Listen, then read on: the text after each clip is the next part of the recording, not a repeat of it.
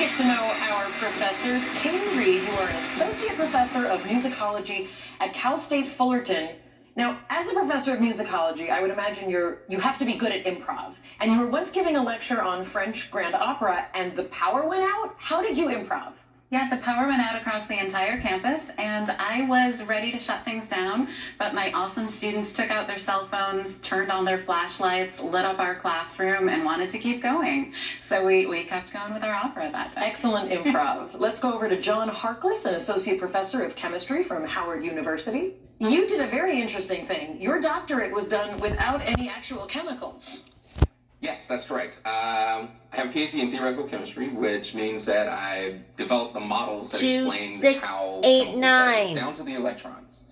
So, yeah, chemistry without chemicals. Theoretically fascinating. Well, what's fascinating is whether or not I'm going to go boom when I use actual chemicals. We will all be tuning in for that.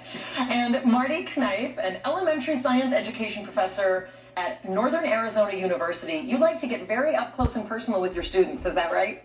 I do. So I once went with a group of high school students to Greenland on a trip to learn about the science being done in Greenland. 2898. Science Station, which is the U.S. research station that's right in the middle of the ice sheet. And when you go there in the summer, you sleep in a tent on the ice. And it's called an Arctic oven. It's called an Arctic oven because it tries to capture as much of the radiant heat of the sun as possible, because even in the summer, Greenland is a little chilly. I would imagine so. All right, let's get back into the game. Marty, your pick. All right. Nonfiction 400. Oh, and there's a daily double.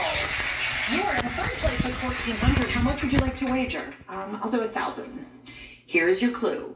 This best-selling memoir about a woman's quest to find balance in her life was published in Spanish as Come, Reza, Ama. What is Eat, Pray, Love? That's correct. Brings you up to 2,400. You're tied with John. Pick again. Nonfiction 600. Edward Gibbon's historical work, The Decline and Fall of This, was published in 6 volumes between 1776 and 1788.